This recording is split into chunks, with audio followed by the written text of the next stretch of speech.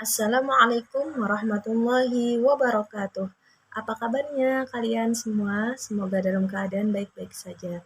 Nah, hari ini kita akan belajar mapel mata pelajaran Pendidikan Agama Islam dan Budi Pekerti yang berjudul Quran Surah Al-Maidah ayat 48 dan hadis tentang perintah berkompetisi dalam kebaikan. Nah, sebelum kita memulai pelajaran pada hari ini, ayo kita membaca doa dulu sebelum belajar bersama-sama. Bismillahirrahmanirrahim. Raditu billahi rabbah wa bil islami dina wa bi Muhammadin nabiyya wa rasula. Rabbi zidni ilman nafi'a warzuqni fahman kamila walhiqna bis salihin walhamdulillahi rabbil alamin. Nah, sebelum kita memasuki ke materi ini, apakah kalian tahu apa itu berkompetisi dalam kebaikan? Nah, ini kita lihat peta konsepnya. Kita lanjut ke Quran Surah Al-Maidah ayat ke-48 tentang perintah berkompetisi dalam kebaikan. Nah, meliputi pembahasannya tentang ayat 48 Quran Surah Al-Maidah, terus terjemah ayat, yang ketiga hukum tajwid, yang keempat penjelasan ayat, yang kelima isi dan kandungan ayat, yang keenam perilaku cerminan ayat. Nah, ini Quran Surah Al-Maidah ayat ke-48. Ayo kita baca sama-sama. A'udzu billahi minasyaitonir rajim. Bismillahirrahmanirrahim. Wa anzalna ilaikal kitaba bil haqqi musaddiqan lima baina yadayhi minal kitabi wa muhaiminan 'alaihi fahkum bainahum bima anzalallahu wa la tattabi' ahwa'ahum amma ja'aka minal haqq. Likullin ja'alna minkum syir'atan wa minhaja walau sya'allahu laja'alakum ummatan wahidatan walakin liyabluwakum fima atakum fastabiqul khairat ilallahi marji'ukum jami'an fayunabbi'ukum bima kuntum fihi takhtalifun. Shadaqallahul azim. Nah, terjemah Quran Surah Al-Maidah ayat ke-48. Kami telah menurunkan kitab suci yakni Al-Quran kepadamu, wahai Nabi Muhammad, dengan membawa kebenaran sebagai pembenar kitab-kitab yang diturunkan sebelumnya dan sebagai penjaganya, yakni acuan kebenaran terhadapnya. Maka putuskanlah perkara mereka menurut aturan yang diturunkan Allah, dan janganlah engkau mengikuti hawa nafsu mereka dengan meninggalkan kebenaran yang telah datang kepadamu. Untuk setiap umat di antara kamu, kami berikan aturan dan jalan yang terang. Seandainya Allah menghendaki, niscaya Dia menjadikan satu umat saja. Akan tetapi Allah hendak mengujimu tentang karunia yang telah Dia anugerahkan kepadamu. Maka berlomba-lombalah dalam berbuat kebaikan, hanya kepada Allah kamu semua kembali, lalu Dia memberitahukan kepadamu apa yang selama ini kamu perselisihkan. Kita lanjut tentang hukum tajwid atau hukum bacaan Quran Surah Al-Maidah ayat ke-48.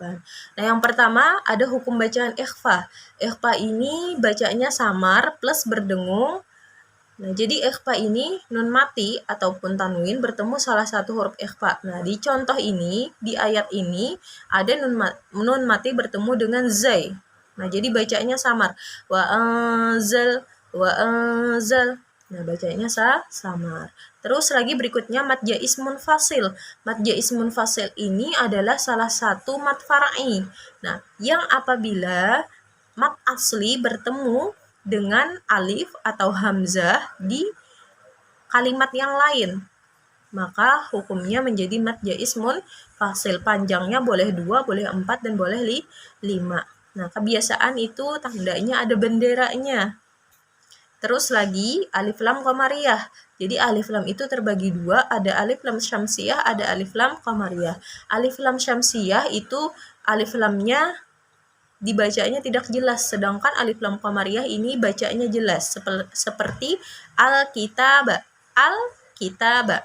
Nah, terus lagi ada mat tabi'i. Mat tabi'i ini adalah mat asli. Jadi mat tabi'i sama dengan mat asli. Hurufnya ada 3. Yang pertama alif yang didahului baris fathah, yang kedua waw yang didahului baris dhammah, dan yang ketiga ya yang didahului baris kasroh. Nah, di sini ada alif 5. Nah, huruf mim terus ada alif, mimnya itu berbaris fathah, maka disebut dengan mat tabi'i. Terus lagi idgham bila gun. Nah, idgham itu artinya memasukkan bi dengan la tidak gunnah dengung. Jadi idgham bil gunnah artinya memasukkan atau melebur tanpa dengung. Nah, di sini contohnya ada musaddiqal 5. Jadi huruf idgham bil gunnah itu ada 2. Ada lam, ada roh. Jadi apabila nun sukun ataupun tanwin bertemu dengan huruf lam ataupun huruf roh, maka dibacanya tidak berdengung. Dan hukum bacaan tajwidnya adalah idgham bil gunnah. Nah, izhar ini kebalikannya ikhfa. Jadi izhar ini dibacanya jelas dan tanpa berdengung. Yang dimaksud di sini adalah izhar halki. Nah, di sini contohnya wa muhaiminan alaihi, nun mati. Tanwin bertemu dengan ain. Nah, itu dinamakan huruf izhar halki. Ikhfa syafawi. Nah, jadi ikhfa ini juga ada 2. Ada ikhfa hakiki. Yang pertama tadi kita membahas tentang ikhfa hakiki. Nah, sedangkan ini ikhfa syafawi ini di ranahnya di mim sukun. Mim sukun bertemu dengan satu huruf saja, yaitu huruf ba. Maka dibaca berdengung dan samar, dan hukumnya ikhfa syafawi. Nah, di sini contohnya fahkum bainahum. Nah, tafkhim ini bacanya tebal. Nah, jadi ada lafaz Allah itu dibacanya tebal. Terus izhar syafawi. Ada izhar, tadi izhar juga terbagi 2, ada izhar halki, ada izhar syafawi. Izhar syafawi ini ranahnya juga di mim sukun. Jadi mim sukun bertemu dengan salah satu huruf hijaiyah kecuali huruf mim dan ba, maka itu dinamakan izhar syafawi. Dibacanya juga jelas tanpa berdengung. Nah, kita lanjut. Masih di hukum bacaan. Surah Al-Maidah ayat ke-48. Di sini ada mad jaiz munfasil. Mad jaiz munfasil tadi sudah dijelaskan. Idhar halki juga sudah, mad tabi'i juga sudah, ikhfa pun juga sudah dijelaskan di awal tadi. Nah, idgham bi gunnah. Jadi idgham itu terbagi 2, ada idgham bi gunnah, ada idgham bila gunnah. Kalau idgham bi gunnah ini memasukkan atau meleburkan bi gunnah dengan dengung. Sedangkan idgham bila gunnah ini memasukkan atau melebur tanpa berdengung. Nah, di sini juga ada alif lam qamariyah, tadi sudah kita bahas. Terus lagi mat iwat. Nah, mat iwat ini adalah fathah tain yang berada di ujung ayat atau tanwin fathah tain yang sesudahnya itu ada waqaf. Nah, maka dibaca dengan mat iwat. Di sini contohnya wa min haja. Nah, sebelum dia berwakaf kan itu bacanya wa min hajan. Nah, setelah berwakaf bacanya wa min haja. Nah, jadi bacanya seperti fathah biasa dan panjangnya seperti panjang mat tabi'i. Wa min haja. Tapi ini cuman berlaku, mat iwat ini cuman berlaku kepada fathah tain saja, tidak berlaku dengan dhammah tain ataupun kasrah tain. Nah, idhar syafawi tadi juga sudah dibahas. Nah, mat wajib mutasil. Kalau mat wajib mutasil tadi perbedaan antara mat jaiz munfasil dan mat wajib mutasil ini sama-sama ada mat asli bertemu dengan alif. Tetapi kalau mat jaiz munfasil itu bertemunya berbeda kalimat, sedangkan mat wajib mutasil ini bertemunya pada satu kalimat. kalimat. Nah, tafkhim juga sudah dijelaskan. Nah, kita lanjut. Nah, sedikit lagi tentang hukum bacaan tajwid. Nah, ini ikhfa sudah, mat tabi'i juga sudah. Nah, mat arid lisukun. Mat arid lisukun ini juga salah satu mat far'i. Nah, dan mat arid lisukun ini di ujung ayat biasanya, atau di ujung kalimat, atau di ujung yang berwakaf. Jadi ada mat asli bertemu dengan nun terus berwakaf, maka dihukumkan menjadi mat arid lis sukun. Dan panjangnya juga boleh memilih, boleh 2, boleh 4, dan boleh 6. Nah, di sini contohnya takhtalifun. Nah, boleh 2, takhtalifun. Nah, jadi terserah memilih mau 2, 4, ataupun 6. Nah, ikhfa syafawi sudah dijelaskan, tafkhim juga sudah, izhar syafawi sudah kita lanjut ke penjelasan Quran Surah Al-Ma'idah ayat 48. Dr. Abdullah bin Muhammad Al-Syaikh, kitab Lubab At-Tafsir, Fastabiqul khairat adalah perintah untuk segera mengamalkan kebaikan, yaitu taat kepada Allah Subhanahu wa taala dan mengikuti syariat yang Allah Subhanahu wa taala jadikan fanasakh, yang menghapus syariat-syariat sebelumnya serta membenarkan kitabnya, yaitu Al-Qur'an, yang merupakan kitab yang terakhir kali diturunkan. Kita lanjut. Ini penjelasan tafsir ringkas Kemenak tentang Quran Surah Al-Ma'idah ayat ke-48. Pada ayat-ayat yang lalu, Allah menerangkan tentang diturunkannya Taurat dan Injil yang mengandung petunjuk dan cahaya, serta adanya kewajiban bagi umat masa itu untuk melaksanakan ajaran-ajarannya. Dan kami selanjutnya telah pula menurunkan kitab Al-Quran kepadamu, wahai Nabi Muhammad, sebagai Nabi terakhir dengan membawa kebenaran yang hakiki, yang membenarkan sebagian isi dari kitab-kitab yang diturunkan sebelumnya, yaitu Taurat, Zabur, dan Injil, dan menjaganya dari penyimpangan atau pengubahan yang dilakukan oleh orang-orang yang mencari keuntungan diri. Maka putuskanlah perkara yang mereka perselisihkan menurut ketetapan dalam kitab-kitab yang diturunkan Allah itu, dan janganlah sekali-kali engkau mengikuti kemauan dan keinginan nafsu mereka dengan meninggalkan kebenaran yang telah kami datangkan kepadamu. Ketahuilah bahwasanya untuk setiap umat di antara kamu di mana saja mereka berada, kami berikan aturan bagi mereka masing-masing dan jalan yang terang sesuai dengan keadaannya. Kalau Allah menghendaki sesuai dengan kehendaknya, niscaya kamu semua akan dijadikannya sebagai satu umat saja. Tetapi Allah berkehendak lain, yaitu ingin menguji kamu terhadap karunia dan semua nikmat yang telah diberikannya kepadamu. Maka sebagai jawaban dari semua rahmat yang telah dilimpahkannya itu, berlomba-lombalah untuk berbuat kebajikan.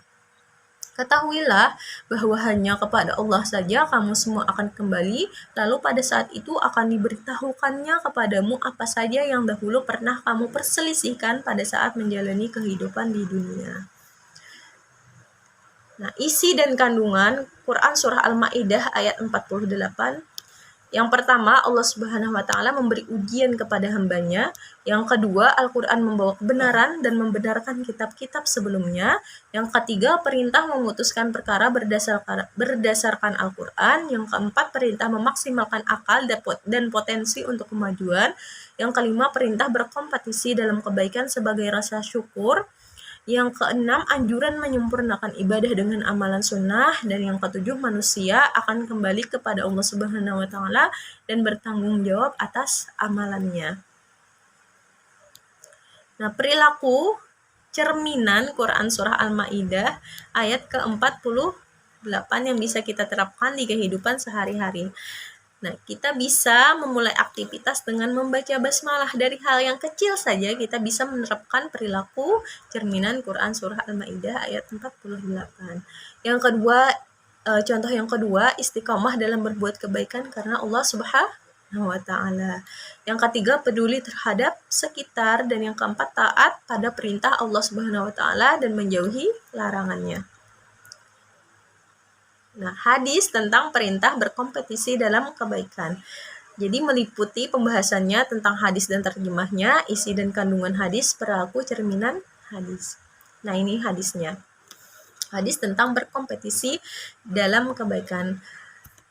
An Abi Hurairah anna Rasulullah sallallahu alaihi wasallam qala badiru bil a'mali fitanan kaqita'il lailil muzlimi yusbihur rajulu fiha mu'minan wa yumsi kafiran aw yumsi mu'minan wa yusbihu kafiran yabi'u dinahu bi'aradin minad dunya, rawahul Muslim. Dari Abu Hurairah radhiyallahu an bahwa Rasulullah SAW bersabda, segeralah beramal sebelum datangnya fitnah, seperti malam yang gelap gulita di pagi hari, seorang laki-laki dalam keadaan mukmin, lalu kafir di sore harinya, di sore hari seorang laki-laki dalam keadaan mukmin, lalu kafir di pagi harinya, dia menjual agamanya dengan barang kenikmatan dunia. Hadis riwayat Muslim. Nah, apa saja kandungan hadis yang tadi? Nah, jadi isi dan kandungan hadis tentang berkompetisi dalam kebaikan itu yang pertama, perintah untuk segera beramal sebelum hilangnya kesempatan. Jadi jangan menunda-nunda amal kebaikan. Yang kedua, fitnah adalah kegelapan yang membuat manusia mudah tersesat. Dan yang ketiga, keimanan manusia bersifat fluktualip. Nah, jadi kalau mau beramal kebaikan jangan ditunda-tunda. Ayo fastabiqul khairat, berlomba-lomba untuk kebaikan. Perilaku cerminan hadis tentang berkompetisi dalam kebaikan. Contoh yang pertama bisa berbuat kebaikan sebelum terlambat. Yang ketiga, berikhtiar menjaga keimanan. Dan yang pertama tadi ya, berbuat kebaikan sebelum terlambat. Yang kedua, berikhtiar menjaga keimanan. Dan yang ketiga, waspada terhadap fitnah dalam melakukan amal soleh. Nah, manfaat membiasakan diri berkompetisi dalam kebaikan. Yang pertama, petunjuk dari Allah Subhanahu wa Ta'ala, jadi mendapat taufik hidayah. Yang kedua, menjadi penyayang. Yang ketiga, kehidupan yang baik. Yang keempat, pahala yang besar. Yang kelima, ampunan Allah Subhanahu wa Ta'ala. Yang keenam, jalan keluar atas permasalahan. Yang ketujuh, rizki yang tidak disangka-sangka. Dan yang kedelapan, itu adalah tempat yang baik di akhirat, yakni masuk surga. Nah, demikian pelajaran kita pada hari ini. Semoga pelajaran kita pada hari ini ada manfaatnya. Mohon maaf apabila ada salah-salah kata atau perbuatan. Ibu akhiri, Assalamualaikum warahmatullahi wabarakatuh.